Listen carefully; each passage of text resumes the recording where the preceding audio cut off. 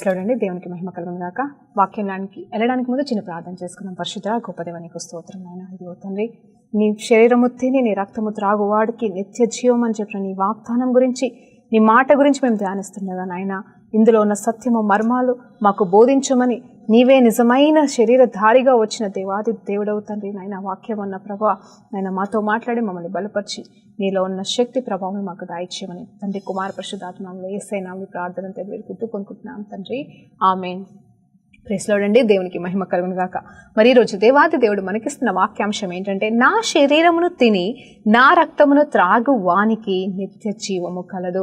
మరి ఇది ఎక్కడ ఉందంటే యోహాను సువార్త 6వ అధ్యాయము మరి 54వ వచనంలో ఉంటుందండి. యోహాను సువార్త 6వ అధ్యాయము 54వ వచనంలో క్లియర్గా మాట్లాడుతున్న మాట ఇది. యేసు ప్రభువారు మరి తన శిష్యులతో మరి మనతో మాట్లాడుతున్న మాట ఏంటంటే, నా శరీరమును తిని నా రక్తమును త్రాగువానికి నిత్య జీవము కలదు.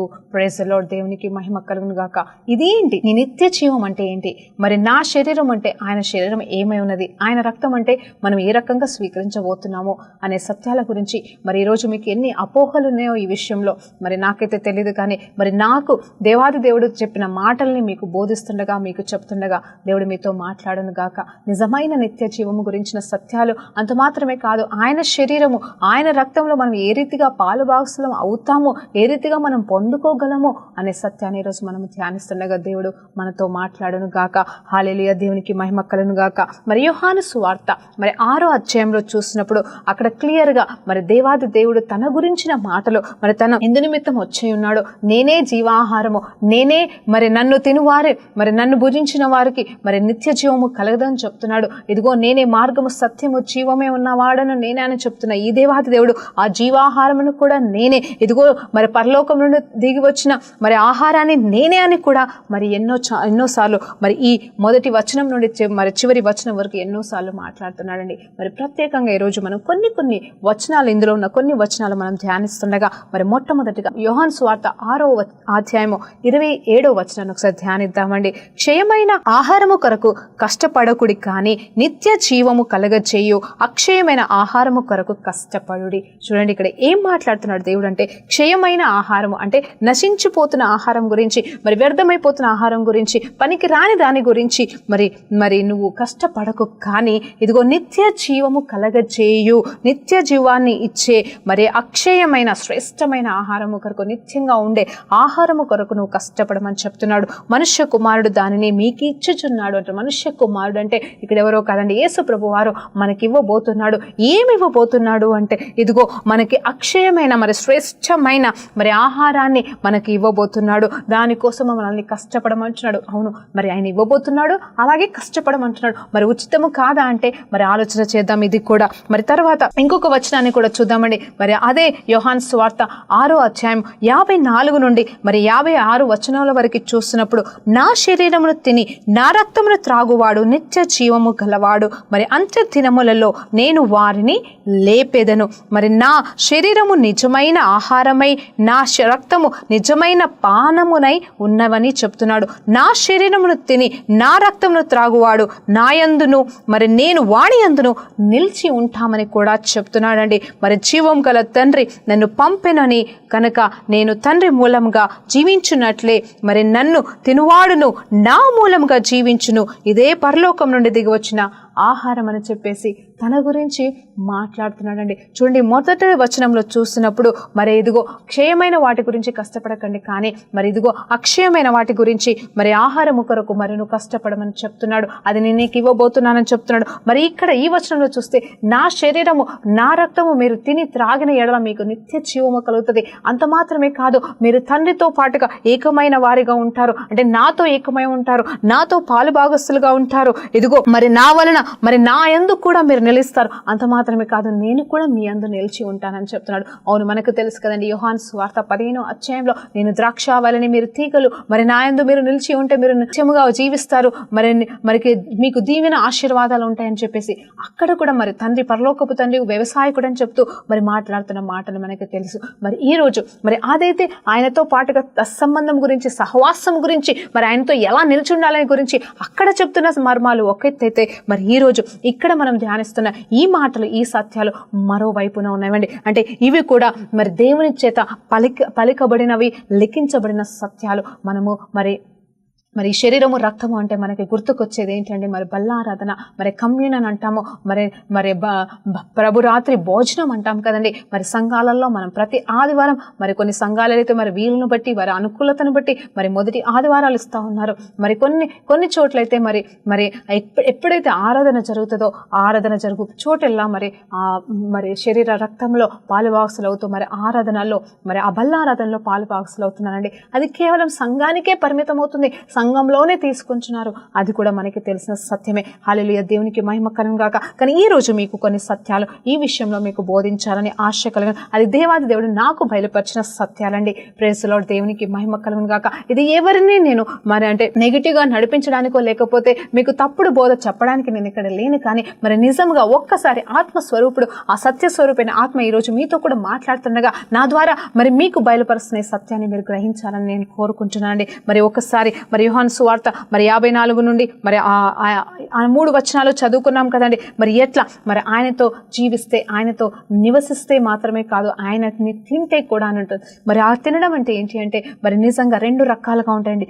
ఒకటి మరి నిజంగా మరి ఆయన శరీరంగా భావిస్తూ మనం తింటున్న రొట్టె ముక్కలండి. మరి ఎవరు ఏ సంఘంలో ఏ రీతిగా ఇస్తున్నారో ఆ రీతిగా భుజిస్తున్న ఆ శరీరము మరి ఏ రకంగా వారు పానీయము చేయడానికి అంటే తాగడానికి స్వీకరిస్తున్న ఆ లిక్విడ్ ఏదైతే ఉందో అది ద్రాక్ష రసమే కావచ్చు, లేకపోతే ఒక నీరే కావచ్చు. అది ఏదైతే వాళ్ళు మరి ఆ పద్ధతి ఆ రోజు అది దాన్ని స్వీకరిస్తున్నారో అది ఆయన రక్తంగా మనం భావిస్తున్నామండి. నిజం చెప్పాలంటే మనం ఎప్పుడైతే దాని మీద ప్రార్థన చేసినప్పుడు అంటే మరి అవి నిజముగా మరి సాదృశ్యాలు కావు, కానీ అవి డైరెక్ట్గా మనం ప్రార్థన చేస్తున్నప్పుడు, మరి విశ్వాసంతో మనం ప్రార్థన చేస్తున్నప్పుడు ఏమి జరుగుతుందంటే మరి శరీరముగా మరి రక్తంగా మనం మారుతున్నాయని మనము విశ్వసించి మనం స్వీకరిస్తున్నాం. ఎంతో మంది చెప్తారు అది మరి అయోగ్యతగా తీసుకోకూడదు, మరి దాని గురించి సత్యాలు తెలియకుండా తీసుకోకూడదు అని కూడా మనకి తెలుసండి. ఇవన్నీ కూడా వాక్యాలు ఉన్నాయి. మరి కొరింథీ రాసిన పత్రికలో, మరి పౌలు పత్రికలలో మరి ఎన్నోసార్లు మరి వీటి గురించిన సత్యాలు రాయబడి ఉన్నాయి. మీరు ఏ రీతిగా భోజనం చేయాలి, ఏ రీతిగా మరి ఆయన శరీర రక్తంలో పాలుభాగస్తులు అవ్వాలనే సత్యాల గురించి మనకు అక్కడ తెలుసు. కానీ ఈరోజు నేను ఆ వాటికంటే ఎక్కువగా ఈరోజు ఇక్కడ ఈ అధ్యాయంలో యేసు ప్రభు వారి స్వయాన తను పలికిన మాటల గురించి మీతో పలుకుతున్నానండి. హల్లెలూయా, దేవునికి మహిమ కలుగును గాక. ఇంకొక వచనం చూద్దామండి. దీనిని తినువాడు మరి 50వ వచనం, నేను 6వ అధ్యాయంలోనే ఉన్నానండి. మొత్తం 6వ అధ్యాయంలోనే మనం ధ్యానించబోతున్నాం కాబట్టి మరి 50వ వచనాన్ని ఒక్కసారి చదివితే ఇదిగో చూడండి, మీరు దీనిని తినువాడు చావకుండునట్లు పరలోకము నుండి దిగి వచ్చిన ఆహారము మీదే, మరి పరలోకము నుండి దిగి వచ్చిన జీవాహారము నేనే. ఎవడైనను ఈ ఆహారము భుజించితే వాడెల్లప్పుడూ జీవించును, మరియు నేనిచ్చు ఆహారము లోకమునకును జీవము కొరకనైన నా శరీరమే అని నీతో నిశ్చయముగా చెప్తున్నానన్నాడు. దానికంటే ముందున్న 47వ వచనంలో ఏం మాట్లాడుతున్నాడు చూస్తే ఇదిగో విశ్వసించు వాడే నిత్య జీవము కలవాడు అని కూడా చెప్తున్నాడు. చూడండి, ఇక్కడ నాకు అర్థమైన విషయాలు చూస్తే మొదటిగా 27వ వచనం, అలాగే 47వ వచనం, అలాగనే మరి 54వ వచనం, ఈ 3 వచనాలని మనం ఆలోచన చేసి ధ్యానించినప్పుడు మనకు అర్థమవుతున్న విషయం ఏంటంటే అవును, ఆయనే మనకి ఇవ్వబోతున్నాడు. ఆయన శరీరాన్ని, ఆయన భోజనాన్ని అంటే మనకి ఇవ్వబోతున్నాడు. అంత మాత్రమే కాదు, విశ్వసించిన వాడు మాత్రమే నిత్య జీవాన్ని పొందుకుంటాడు. ఇక్కడ 3 చోట్ల కూడా నిత్య జీవం గురించి క్లియర్గా రాయబడింది. మరి మొట్టమొదటిగా మనం నిత్య జీవము అంటే ఏంటి మనం ఫస్ట్ తెలుసుకుందామండి. నిత్య జీవము అంటే కూడా 2 రకాలు ఉంటుందండి. ఒకటి మరి ఈ లోకంలో జీవిస్తున్న విధానము, అలాగే మరి మరణించిన తర్వాత జీవితం అండి. హల్లెలూయా, దేవునికి మహిమ కలుగును గాక.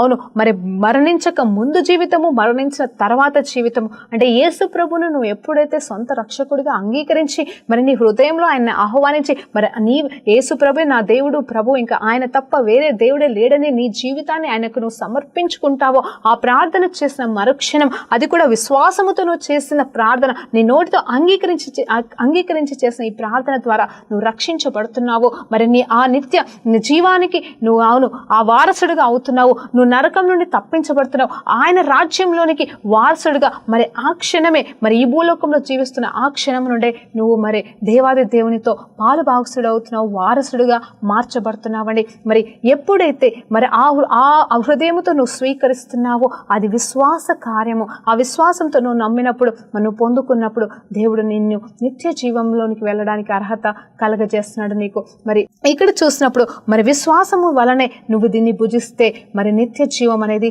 ఉంటుందని కూడా ఇక్కడ మరలా మాట్లాడుతున్నాడు. అవునండి, మనము శరీర రక్తంలో మరి పాల భాగస్థులు అవుతున్నప్పుడు అయోగ్యత అనే మాటకి మరి ఏ రకంగా మనం నిర్వచనం చెప్తామో నాకు తెలియదు, కానీ విశ్వాసం లేకుండా తీసుకుంటే మాత్రం మనము దాని విషయంలో మరి మనం తప్పు చేసిన వారేమో అవుతాము. విశ్వాసం అండి, అవును ఇది దేవుని శరీరము, ఇదిగో నేను తింటుంది, ఇది ఈరోజు సంఘముగా కూడి నేను భుజిస్తున్నది ఇది మామూలు ఒక రొట్టె ముక్క కాదు, కానీ ఇది దేవుని శరీరం అని విశ్వసించి నువ్వు స్వీకరిస్తూ ఇదిగో నువ్వు తాగుతున్న ఆ గిన్నెలోకి వెళ్ళి మరి ఆ ద్రాక్షారసమే మరి అది ఒట్టి ద్రాక్షారసం కాదు, కానీ అది దేవుని రక్తం అని చెప్పేసి నువ్వు స్వీకరిస్తే, నమ్మి అంటే విశ్వసించి స్వీకరిస్తే అదండి మరి యోగ్యతగా తీసుకోవడం. నువ్వు విశ్వసించాలమ్మా. ఫస్ట్ నువ్వు విశ్వసిస్తేనే దేవుడు కార్యాలు చేస్తాడు. విశ్వసిస్తేనే దానికి అర్హత అంటే దానికి యోగ్యత అనేది కలుగుతుంది. ఏదో అందరూ తీసుకుంటున్నారు కదా అని చెప్పేసి నువ్వు తీసుకుని మరి యథావిధిగా నీ ఇష్టానుసారంగా దాన్ని మరి పవిత్రంగా నువ్వు తీసుకోకపోతే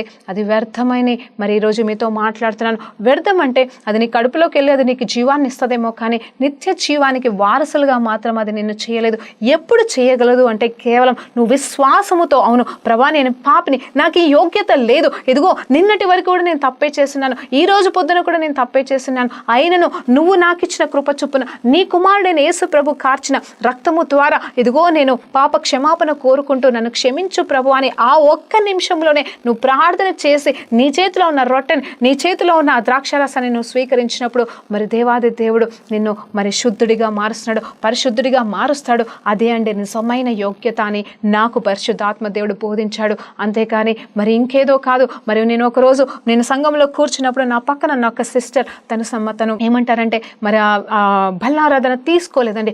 మరి నేను అడిగాను ఎందుకు నా చేతిలో నేను పట్టుకున్నాను, నాకు ఆత్మదేవుడు చెప్తున్నాడు ఆమె ఎందుకు తీసుకోలేదో చూడు అని అడుగుతున్నట్టుగా అనిపించింది. మరి నేను ఆ పట్టుకుని ప్రార్థన చేయాల్సిన నేను ఆమె వైపు చూసి అక్క నువ్వు ఎందుకు తీసుకోలేదు అంటే మా పాస్టర్ గారు చెప్పారు మరి మాది తీసుకోకూడదు అని. అదేంటి పాస్టర్ గారు చెప్పారు ఓహో నువ్వు బాప్టిజం తీసుకోలేదక్క అని నేను అడిగినప్పుడు లేదమ్మా నేను బాప్టిజం తీసుకున్నాను. మరి ఎందుకు నువ్వు తీసుకోవట్లేదంటే మేము మా సంఘంలో ఓన్లీ మొదటి ఆదివారమే తీసుకుంటాము అని. అంటే మొదటి ఆదివారమే తీసుకుంటే మరి ఈరోజు రెండో ఆదివారం ఈరోజు నువ్వు తీసుకోవు అంటే మా పాస్టర్ తీసుకోకూడదు అని చెప్పారు. చూడండి ఎంత అపనమ్మకం అండి. మరి సేవకులే ఇలా చెప్తే అర్థం ఏంటంటే మరి సంఘంగా కూడినప్పుడు మరి దేవుడు మరి వాక్యాలు ఉన్నాయి కదండి. మరి ఒక్కసారి మరి వారు ఏ రీతిగా రొట్టె విరిచారు, ప్రతి ఇంట్లో ప్రతిదినము రొట్టె విరిచనే ఉన్నది కదండి. ఆ రొట్టె విరడం అంటే ఏంటండి, అది ఆలోచన చెయ్యట్లేదా మనము? ఆ రొట్టె విరుచుట అంటేనే దీన్ని జ్ఞాపకం చేసి ఇదిగో నా రాకడ వచ్చేంత వరకు దీన్ని మీరు జ్ఞాపకం చేసుకుంటూ దీన్ని తినండి, దీన్ని తాగండి అని యేసు ప్రభు వారు చెప్పిన మాటలకి మరి మొదటి ఆదివారమే అని అక్కడైతే బైబిల్లో రాయబడలేదు కదండి. మరి సాబాతు దినమనే తినండి తాగండి అని దేవుడు చెప్పట్లేదు. కానీ మీరు కూడుకున్నప్పుడల్లా దీన్ని జ్ఞాపకం చేసుకోండి, నన్ను జ్ఞాపకం చేసుకోమని చెప్పాడే, కానీ దాన్ని మొదటి ఆదివారంగా ముద్రించలేదు, అది రెండో ఆదివారంగా ముద్రించబడలేదండి. అప్పుడు వెంటనే ఆ మాట చెప్పినప్పుడు తను ఆందోళన కలిగింది. మరి వెంటనే మరి నేను తీసుకోవాలని అనిపిస్తుందమ్మా అని ఒకటే మాట, నేనేమో తెలియదక్క తీసుకోవాలి అని ఒక్క మాటకి ఆమెకి ఎలా ప్రోత్సాహం వచ్చిందో నాకు అర్థం కాలేదు. కానీ అయ్యో నేను తీసుకోలేకపోతున్నాను ఒక బాధ ఆమె లోపలికి రావడం జరిగిందండి. నిజమే చెప్తున్నాను, నా చేతిలో ఉన్న ఆ రొట్టె ముక్కని వెంటనే విరిచి తనకి సగం ఇచ్చాను. నా చేతిలో ఉన్న చిన్న ఆ గ్లాస్ని తీసి నేను కొంచెం తాగి తనకి ఇచ్చానండి. ఇది కాదా అండి దేవుడు చెప్పిన ప్రభురాత్రి భోజనం, ఇది కాదా అండి రొట్టె విరుట అంటే అని నేను నాకు ఆత్మదేవుడు మరి జవాబునిచ్చి బలపరిచాడమ్మా. హల్లెలూయా, దేవునికి మహిమ కలుగును గాక. నేనేమంటున్నానంటే ఆ పాస్టర్ ఎవరో నాకు తెలియదు, ఏ ఊరు అయినానో నాకు తెలియదు, నేను అతన్ని నిర్ణయించడానికి నేను లేను. కానీ మరి వాక్యాన్ని మరి తారుమారు చేస్తున్నాము, మనకు తెలియదు, మనకు అనుకూలతలోనికి మనకేదో అవును కుదరక మొదటి ఆదివారం అని పెట్టుకున్నామేమో, ప్రతి ఆదివారం అంతమందికి ఇవ్వడానికి కుదరక పెట్టుకున్నామేమో. కానీ నిజం చెప్పాలంటే ప్రతి దినం మనము కూడుకున్న యేసు నామములో కూడుకున్న ప్రతి చోట ఎక్కడండి సంఘంలో మాత్రమే కాదు ప్రతి ఇంట రొట్టె విరిచారని ఉన్న మాట ఎంత నిజమో ప్రతి ఇంట్లో కూడా మనము రొట్టె విరచడానికి మరి దేవుడు సర్వ అర్హత మనకిచ్చి ఉన్నాడని ఈరోజు మీతో నేను చెప్తున్నాను. నువ్వు కుటుంబంగా నువ్వు స్వీకరించవచ్చు, నువ్వు ఒంటరిగా దేవునితో పాటుగా ప్రార్థన చేసి స్వీకరించవచ్చు అని ఈరోజు మీతో చెప్తున్నాను. నేను మీ విశ్వాసానికి నేను వ్యతిరేకిని కాదు, మీరు విశ్వాసముతో తీసుకుంటే దేవుడు దాన్ని అనుమతిస్తున్నాడని మాత్రం చెప్తున్నాను. మీ విశ్వాసాన్ని నేను కొట్టుపడాను, మీరు నా లాగా మారాలని నేను చెప్పిందే కరెక్ట్ అని పాటించమని చెప్పట్లేదు. కానీ దయచేసి మొదటి ఆదివారానికి బల్లారాధన పరిమితం చేయకండి. దయచేసి మరి సంఘములో మరి ముందుకు సాగాల్సిన వారు సంఘ కాపరులుగా ఉన్న మీరు ప్రతి ఆదివారము మరి మీరు ఏ సంఘానికి చెందిన వారైనా సరే ప్రతి ఆదివారం కనీసము సంఘంలో మరి మీరు బల్లారాధన ఇవ్వమని మిమ్మల్ని దేవుడి పేరుట వేడుకుంటున్నానండి. హల్లెలూయా, దేవునికి మహిమ కలుగును గాక. ఇదొక సత్యం నేను చెప్పాలనుకుంటున్నాను. అసలు ఈ శరీరం ఏమిటి అనేది చూస్తే ఆయన శరీరముగా ఉంది. మరి ఈ శరీరము ఏమై ఉంది అంటే ఆయన దిగి వచ్చిన ఆయన ఏ రూపంలో దిగి వచ్చాడో ఆయన శరీరం మన కోసం నల్లగొట్టబడిందండి. అంత మాత్రమే కాదు, ఈ రక్తం కూడా ఎవరి రక్తం మనం స్వీకరిస్తున్నామంటే యేసు ప్రభు వారి రక్తం. ఏ రక్తం అయితే చిలకరించబడిందో, ఏ రక్తం అయితే కార్చబడిందో, ఇదిగో మరి పరలోకంలో మరి ఆ కరుణా పీఠం మీద చిలకరించబడిందో మరి అదే రక్తం అండి. హల్లెలూయా, దేవునికి మహిమ కలుగును గాక. అందులో నిత్య జీవం ఉందంట. Praise the Lord. అది మనం విశ్వసించి స్వీకరించాలంట.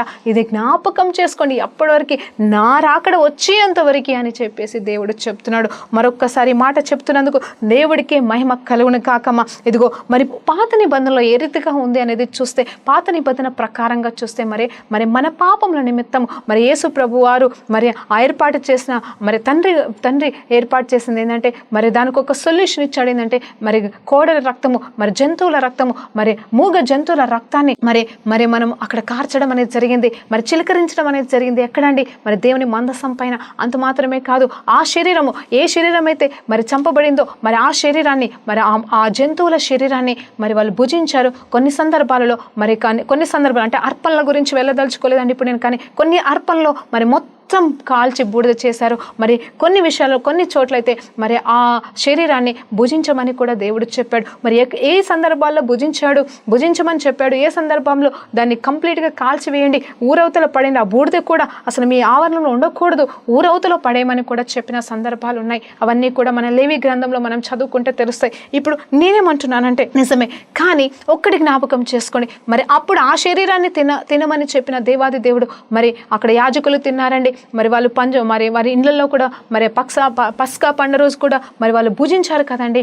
మరి తెల్లారి వరకు ఉంచకుండా భుజించారు. ఇవన్నీ మనకి తెలిసిందే. కానీ మరి నూతన నిబంధన ప్రకారంగా మనము తింటున్నది ఏంటంటే మన కోసం అర్పించబడిన మరి ఆయన శరీరం అండి. హల్లెలూయా, దేవునికి మహిమ కలుగును గాక. ఇది బాగుంది. కానీ ఇంకొక విషయానికి వస్తే మరి దేవాది దేవుడు ఆ రక్తం అంటే ఏ జంతువుల రక్తం అయితే మరి కార్చబడిందో దానైతే తాగొద్దని చెప్పాడు. మరి జ్ఞాపకం వస్తుందా మీకు? అదైతే మనం తాగకూడదని చెప్తున్నాడు. మరి ఏ జంతువులైనా మనం తినొచ్చు అంటే మరి మామూలుగా ఆహారానికి ఇవ్వబడిన ప్రతి జంతువును మనం తినొచ్చు, కానీ మామూలుగా అంటే అర్పించడం విషయంలోనే కాకపోవచ్చు, మామూలుగా ఆహారంగా తినొచ్చు, కానీ ఏ జంతువు రక్తాన్ని మాత్రం మనం తాగకూడదు అని చెప్పాడు. ఎందుకంటే మరి రక్తంలో జీవం ఉందని చెప్పాడు. నాకు ఇదే అర్థం కాలేదు. పాత నిబంధనలో చూసినప్పుడు దేవాది దేవుడు రక్తాన్ని తాగకూడదు అని అన్నాడు. మరి ఏ జంతువుల రక్తాన్ని మీరు ముట్టకూడదు, తాగకూడదు, ఎందుకంటే దాంట్లో జీవం ఉంది అని చెప్తున్నాడు. మరి అది పాపంగా కూడా దేవుడు ఎంచి ఉన్నాడండి. మరి ఎందుకు అనేది నేను ఆలోచన చేశాను. కానీ నూతన నిబంధన ప్రకారంగా చూస్తే యేసు ప్రభు వారు తను చిందించిన రక్తాన్ని మరి తను మన కోసం కార్చిన రక్తాన్ని త్రాగమని చెప్తున్నాడు. ఈ వ్యత్యాసం నాకు అర్థం కాలేదు. కానీ మరి నేను అడిగాను, ప్రభా ఏంటి అంటే, అవును, ఆ జంతువులో ఏ జంతువులైతే చనిపోయావో వాటి జీవము ఆ రక్తంలో ఉంది కాబట్టి మనం తాగకూడదు. ఎందుకంటే మరి ఆ జీవం మనలోనికి వస్తుందా అని నేను చెప్పలేను, కానీ అది కరెక్ట్ కాదని దేవుడు చెప్తున్నాడు. కానీ ఏ శరీరం అయితే మన కోసం నల్లగొట్టబడిందో ఆ శరీరాన్ని మరి మనము ఆ శరీరం ద్వారా కార్చబడిన యేసు రక్తాన్ని త్రాగమని చెప్తున్నాడు. యేసు రక్తంలో ఉన్న జీవాన్ని మనము స్వీకరించినప్పుడు ఆయనలో ఉన్న జీవం ఆయనలో ఉన్నది. అదే అండి మాటకి అర్థం. ఏమంటున్నాడు ఇక్కడ చూడండి, మరి 56వ వచనాన్ని చూసినప్పుడు, నా శరీరము తిని నా రక్తము త్రాగువాడు నా యందు రక్తము తాగువాడు నా యందును నేను వాని యందును నిలిచి ఉండడం. చూడండి, ఆయన జీవం మనలోకి వస్తుందంట. ఏ రోజైతే ఆ ప్రభు ఆ శరీర రక్తంలో మీరు పాలు భాగస్తులు అవుతున్నారో ఆయనలో ఉన్న జీవం, ఆయన రక్తంలో కార్చబడిన జీవం నీలోనికి ప్రవహించబడుతుంది. అంటే మరి ఏమై ఉన్నాడు? ఆయన జీవాధిపతిగా ఉన్నాడు, జీవాత్మగా ఉన్నాడు. అవునండి, మొదటి అధ్యాయం మనకు తెలుసు కదా, ఎప్పుడైతే ఆదామును సృజించాడో దేవాది దేవుడు ఆయనకి ఇచ్చినది ఏంటంటే మరి జీవపు ఆత్మనిచ్చి ఉన్నాడని మనకు తెలుసు. ఆ జీవపు ఆత్మ ఏ రకంగా ఎప్పుడైతే ఆయన శ్వాస ఊదాడో వెంటనే జీవ ఆత్మగా మరి ఆదాములోకి వెళ్ళింది. ఆ ఆదాములోకి వెళ్ళినప్పుడు అది ఏ రూపము దాల్చిందంటే రక్తమనే రూపంలోకి మార్చబడింది. ఆ రక్తము ప్రవహిస్తేనే, ఆ రక్తము ఉంటేనే మరి ఆ మనిషి బ్రతుకుతాడని మనకి తెలుసు కదండి. హల్లెలూయా, దేవునికి మహిమ కలుగును గాక. ఎన్నో సత్యాలు ఉన్నాయండి. ఈ కొద్ది సమయం సరిపోదు, కానీ ఈరోజు ఎందుకో దేవాది దేవుడు నాకు ఈ కొన్ని మాటలు మరి వచ్చిరాని నా మాటలతో నేను పలుకుతుండగా ఆత్మదేవుడే మీకు అర్థం చేయించును గాక. Praise the Lord. అందుకే ఈరోజు నేను చెప్పాలనుకుంటున్న మాటని దయచేసి ఆయన చెప్పిన ఆ మాటని మీరు నిర్లక్ష్యపరచకూడదు. ఆయన ఇవ్వబోతున్న ప్రభు బల్ల ఆరాధనలో మరి మీరు ఎప్పుడు కూడా నిర్లక్ష్యపరచకండి, విశ్వాసంతో తీసుకోండి. మీరు అనుకోకండి దయచేసి మీరు క్రైస్తవులయ్యి బాప్టిజము తీసుకున్నారా, ఖచ్చితంగా మీరు ఖచ్చితంగా ఆ విషయంలో మరి మీరు పాలు భాగస్తులు అవ్వాలని ఈరోజు మిమ్మల్ని కోరుకుంటున్నాను. ఎందుకంటే మీరు ఎప్పుడైతే ఆ దాన్ని తిని భుజిస్తూ తాగుతున్నారో ఆయన జీవం మీలోనికి వచ్చినప్పుడు మీరు ఎప్పటికీ పాపం చేయకుండా మీకు సహాయం చేస్తుందండి పరిశుద్ధాత్మ దేవుడు చెప్తున్న మాట. మరి ఇంకొక మాట, ఈ ముగింపులో ఇంకొక మాట చెప్పాలనుకుంటున్నా. అసలు మరి యోహాను సువార్త 1వ అధ్యాయంలో మనకు తెలుసు కదండి, అక్కడ క్లియర్గా మాట్లాడుతున్న మాట 1 నుండి 4-5 వచనాలు చూసినప్పుడు ఆయనే వాక్యమే ఉన్నాడు. మరి ఆది అందు మరి ఏమున్నది వాక్యమని, ఆ వాక్యమే శరీరధారి అయి వచ్చి ఉన్నాడంట. ఆ వాక్యమే మన మధ్యలో జీవించి ఉన్నాడంట. ఆ వాక్యం లేకుండా ఏమీ లేదు, మరి ఆయన లేకుండా ఏమీ జరగలేదని చెప్తున్నాడు. అవును, మరి ఈ వాక్య రూపంలోనే మరి యేసు ప్రభు వారు మరి ఆత్మస్వరూపిగా మరి దేవుని ఆ మేరీ అమ్మ గర్భంలోకి వెళ్ళడం జరిగింది. అంత మాత్రమే కాదు, మరి ఆమెలో ప్రాణం పెట్టబడింది. ఆ వాక్యమే మరి జీవంగా మారి రక్తంగా మార్చబడి శరీరధారిగా పుట్టిన యేసు ప్రభు వారు మరి మన కోసం జీవించాడు, మన కోసం మరణించాడండి. హల్లెలూయా. ఆ జీవం అనేది ఇప్పుడు ఎక్కడ ఉంది అంటే ఆత్మస్వరూపిగా పరిశుద్ధాత్మ దేవుడి నామంలో ఈరోజు మీకు ఒక సత్యము చెప్తున్నాను. ఏంటి అంటే మరి ఆ రక్తం ఇప్పుడు ఎక్కడో లేదండి. ఆ రక్తం ఎక్కడ ఉందంటే ఎప్పుడైతే యేసు ప్రభు వారిని మీరు సొంత రక్షకుడిగా అంగీకరిస్తారో పరిశుద్ధాత్మ దేవుడు మీలోనికి వచ్చినప్పుడు మరి ఆ జీవమే పరిశుద్ధాత్మ ద్వారా మీ నుండి బయలుపరచబడుతుందండి. Praise the Lord. మీలోనికి వచ్చి జీవిస్తున్నాడండి. మరి అవును కదా, మరి తండ్రి కుమార పరిశుద్ధాత్మ దేవులు ముగ్గురుగా ఉన్నారు కదండి. ఆ ముగ్గురు ఒకటి అయి ఉన్నారు. హల్లెలూయా. శరీరధారిగా వచ్చి ఉన్నాడు మన దేవాది దేవుడు. కానీ ఆయన ఎప్పుడైతే మరణించి తిరిగి లేచాడో ఆయనైతే మరి పరలోకానికి వెళ్ళి తండ్రి కుడి పార్శ్వన కూర్చున్నాడు. కానీ ఆయన ఆత్మని అంటే ఆయన ఆత్మ అంటే ఏంటండి, ఆయన ప్రాణాన్ని మరి ఏ రూపంలో అంటే ఆత్మస్వరూపిణి రూపంలో పరిశుద్ధాత్మ రూపంలో మనకి ఇవ్వబడ్డాడు. మరి అందుకోసమే ఆయనకి రూపం లేదండి, ఆయనకి జీవం మాత్రమే ఉంది. ఎందుకంటే ఆయన జీవాధిపతిగా ఉన్నాడు. ఆయన జీవం ఏ రీతిగా మనలోనికి ప్రవహింపజేస్తుందంటే ఆత్మస్వరూపిగా పరిశుద్ధాత్మ రూపంలో మనలోనికి మరి ఆయన వచ్చి జీవిస్తున్నాడు, మనల్ని నడిపిస్తున్నాడు, మనకి సహాయం చేస్తున్నాడు, మనకి బోధిస్తున్నాడు, మనకి ఏది తప్పు ఏది రైటో చెప్తున్నాడండి. అది అన్యులకి లేదండి. ఎప్పుడైతే నువ్వు క్రైస్తవుడిగా మారుతావో అప్పుడే ఆయన మనలోనికి వస్తాడు. నిజమే, పరిశుద్ధాత్మ దేవునికి వ్యతిరేకంగా మనము క్రియలు చేసినప్పుడు, ఆయనని బాధ పెడితే, ఆయనని దుఃఖిస్తే ఆయన మరి వెళ్ళిపోతాడన్న మాట ఎంత మట్టుకు నిజమని మీరు నమ్ముతున్నారో నాకు తెలియదు. కానీ ఆయనైతే మన నుండి వెళ్ళిపోడంట. ఎప్పుడైతే మనకి ఇవ్వబడ్డాడో మనలోనే ఉంటాడు, కానీ మౌని అయిపోతాడటండి. మౌని అయిపోతాడు, ఆయన దుఃఖపడతాడంట. దేవాది దేవుడు ఆయన జీవము నీలో ఉండి మరి ఆయన జీవం నీలో నుండి బాధపడుతుంటే మరి మీకు ఎలా ఉంటుంది? ఒకవేళ నువ్వు ఒక తల్లివో ఒక తండ్రివైతే నీ కుమారుడు నీ బిడ్డలు మరి బాధపడుతున్నారు, వాళ్ళు వేదన పడుతున్నారని చూస్తే నువ్వు ఉండగలుగుతావా? నీకు నెమ్మది ఉంటుందా? నీకు సంతోషం ఉంటుందా? వాళ్ళ కోసం ఏదో చేయాలనే తపన నీకు కలగదా? మరి ఒక్కసారి ఆలోచన చేస్తావా? మన కోసము దేవాది దేవుడు దిగివచ్చి ప్రాణం పెట్టిన దేవుడు మనలో మరి ఆత్మస్వరూపిగా ఉన్నప్పుడు మరి ఆయనని మనం దుఃఖించడం ఎంతవరకు కరెక్టో ఒక్కసారి ఆలోచన చేద్దామా? అందుకే అంటున్నాను, ఈ అంత్య దినంలో మనం చేయాల్సిందల్లా ఒక్కటే అండి. మన వల్ల ఏది కాదు, మనం ఏమీ చేయలేము. ఈ రోజు ఇప్పుడు మనం చూస్తున్న మరి సాదృశ్యాలన్నీ కూడా రెండో రాకడికి గుర్తుగా ఉన్నాయి. నిజమే, ఆయన రాకడైతే సమీపిస్తుంది. ఆయన ఎప్పుడు వస్తాడో మనకి తెలియదు. మనకైతే మెలకుగా ఉండమంటున్నాడు. కానీ ఒక్క సత్యం ఇచ్చాడు, ఏంటంటే ఆయన కేవలం గుర్తులు మాత్రం ఇచ్చాడు, కానీ ఆ సమయం ఆ గడియ ఎవరికీ తెలియదు అంటున్నాడు. కానీ ఆయన చెప్పిన ఒకే ఒక్క మాట ఏంటంటే, ఇదిగో ఆయన చేసిన గొప్ప కార్యాన్ని జ్ఞాపకం చేసుకుంటూ ఆయన వచ్చేంత వరకు నిత్యము ఆయన శరీరముని అలాగే ఆయన రక్తాన్ని తాగమంటున్నాడండి. మానక తాగమంటున్నాడు, మానక తినమంటున్నాడు. ఇదిగో ఆ మానక తినడం అంటే ఏంటంటే ఆయన వాక్యాన్ని మనం భుజించాలి. అంత మాత్రమే కాదు, ఇదిగో ఆయన శరీరంకి సాదృశ్యమైన ఆ రొట్టెను ద్రాక్షారసాన్ని మనము బల్లారాధనగా సంఘంలో తీసుకున్నప్పుడు దాన్ని మనము మిస్ అవ్వకుండా తీసుకోవాలని ఈరోజు దేవుడి పేరిట మరొక్కసారి మిమ్మల్ని గద్దిస్తున్నాండి. హల్లెలూయా, దేవునికి మహిమ కలుగును గాక. సంఘ కాపర్లారా మీతో మాట్లాడుతున్నాను. ఖచ్చితంగా మీరు మీ ఆరాధన మరి ఆ సమయంలోనే మాత్రమే కాదు, మీరు కూడుకున్న ఎప్పుడల్లా కనీసం గృహ కూడికల్లో కావచ్చు, అవునండి, మరి ఎక్కడెక్కడైతే మీరు కూడుకుంటున్నారో ఒకవేళ పాస్టర్ లేని సమయంలో మరి వాళ్ళకి విశ్వాసం లేకపోతే లెట్ దెమ్ నాట్ టేక్, వాళ్ళు తీసుకోకపోని, కానీ అట్లీస్ట్ సంఘ కాపరిగా మీరు ఏ గృహానికన్నా వెళ్ళినప్పుడు కావచ్చు, లేకపోతే ఏ విశ్వాసి అనారోగ్య పరిస్థితిలో ఉన్నప్పుడు కావచ్చు, దయచేసి వెళ్ళి ఇవ్వమని నేను మిమ్మల్ని దేవుడి పేరిట కోరుకుంటున్నాను. ఎందుకంటే ప్రతి దినము రొట్టె విరవమని, ప్రతి దినము నన్ను జ్ఞాపకం చేసుకోమని దేవుడు చెప్తున్నాడే, కానీ ఒక వారము ఒక రోజు అని దేవుడు పెట్టలేదమ్మా. ఇది నిజముగా దేవుడు చెప్తున్న మాటలని మిమ్మల్ని నేను అడుగుతున్నాను. కావాలంటే మీరు ధ్యానించండి. మరి నాకు ఫోన్ చేసి అడిగితే నేను నిజంగా సత్యాలు మర్మాలు చెప్పలేకపోవచ్చు, కానీ మీరు వాక్యాన్ని మరలా ధ్యానించినప్పుడు ఆత్మదేవుడే మీకు సత్యాన్ని బోధిస్తాడని ఈరోజు మిమ్మల్ని మరొక్కసారి అడుగుతున్నానండి. హల్లెలూయా, దేవునికి మహిమ కలుగును గాక. మరొక్కసారి ఈ రీతిగా మనం ఆలోచన చేస్తే ఒక్కసారి ముగింపులో నిత్య జీవితం గురించి చెప్తున్నానండి. మరి నిత్య జీవితం గురించి మరి ఇక్కడ నిత్య జీవము కలిగి ఉండమంటున్నాడు. అంత మాత్రమే కాదు, అంటే మనం ఇక్కడే సంతోషకరమైన జీవితం, ఆనందకరమైన జీవితం. అవును, వేదనల కష్టాల నుండి అయితే మనం తప్పించబడము, కానీ ఇరుకులు ఇబ్బందులు మన జీవితంలో ఎప్పుడు ఏదో ఒకటి వస్తూనే ఉంటుంది. కానీ ఆయనలో మనం జీవిస్తున్నాం, ఆయన మనలో జీవిస్తున్నాడు. కాబట్టి మనని ప్రతి పరిస్థితి నుండి తప్పించడానికి దేవుడు సమర్థత కలిగిన కృప, కనికరము, మరి ఆ సహవాసం అనేది, ఆ నెమ్మది అనేది పరిశుద్ధాత్మ దేవుడు మనలో ఉండి మనకి జీవాత్మగా సహాయం చేస్తాడండి. హల్లెలూయా, దేవునికి మహిమ కలుగును గాక. ఇంకొక మాట చెప్పాలనుకుంటున్నా, మరి మరణించిన తర్వాత కూడా మరి ఎన్నటికి మనకు మరి నరకం అనేది ఉండదని కూడా దేవుడు చెప్తున్నాడు. అంటే మనం అగ్నికి పాత్రలము కాదు, కానీ పరలోకానికే పాత్రలమని ఆయన సన్నిధిలో నిత్యము స్తుతించే భాగ్యాన్ని దేవుడు మనకి ఇవ్వబోతున్నాడమ్మా. మరి ఒక్కసారి బటర్ఫ్లై గురించి ఆలోచన చేస్తే మరి బొంత పురుగు ఏదైతే మరి బటర్ఫ్లైగా మారుతుందో, మరి అవును, అన్నీ కూడా దేవుడు మరి ప్రతి బొంత పురుగును దేవుడు మరి బటర్ఫ్లైగా మారాలని రూపించాడండి. ఈ విషయాన్ని నేను గతంలో కూడా ఒక మెసేజ్లో చెప్పి ఉన్నాను, మరలా చెప్తున్నాను.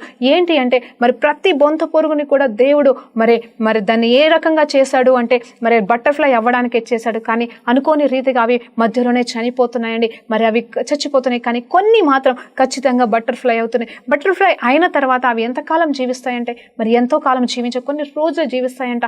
మరి ఇది పురుగే అది పురుగే అండి. అంటే రూపాంతరము పొందుకున్న తర్వాత, నూతనత్వానికి వచ్చిన తర్వాత, నూతన జీవం, నూతనమైన మార్పు అది పొందుకున్న తర్వాత ఇది కూడా పురుగే అది కూడా పురుగే. తేడా ఏంటంటే ఆ పురుగుకి బొంత పురుగుగా ఉన్నప్పుడు దానికి రెక్కలు లేవండి, కానీ ఎప్పుడైతే మరి అది బటర్ఫ్లైగా మారుతుందో, మరి చిలుకలాగా మారుతుందో దానికి రెక్కలు వస్తాయటండి. హల్లెలూయా, నేను గ్రహించింది ఏంటంటే ఆ రెక్కలకి మరణం అనేది ఉండదంటండి. పురుగు కూడా, అంటే ఆ బటర్ఫ్లై అయితే చనిపోతుంది, దాని ప్రాణం పోతుంది, కానీ మీరు గమనిస్తే ఆ బటర్ఫ్లై మాత్రం మీరు కావాలంటే దాన్ని చచ్చిపోయింది దొరికితే దాన్ని తీసి మరి దాచిపెట్టుకోండి. కొన్ని సంవత్సరాల వరకు కాదు, నిత్యం ఎప్పుడు కూడా అది ఎండిపోవడం కానీ, మాడిపోవడం కానీ, వాసన పట్టడం కానీ ఉండదు. అంటే ఆ రెక్కలకి నిజమైన నిత్య జీవం అనేది దేవాది దేవుడు ఇస్తాడండి. అదే నిజమైన రూపాంతర అనుభవం. ఆ రూపాంతర అనుభవం మనం పొందుకోవాలంటే ఆయన శరీరము, ఆయన రక్తంలో మనం పాలుభాగస్తులు అవ్వాలండి. ఈ వాగ్దానాన్ని మన పట్ల దేవుడు ఈ రోజు నుండి ఈ అంత్య దినంలో మన పట్ల నెరవేర్చబడుతుండగా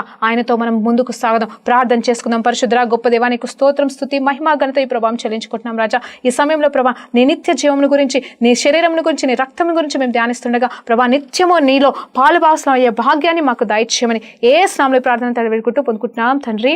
ఆమేన్. ప్రైజ్ లార్డ్ అండి. ఆమేన్.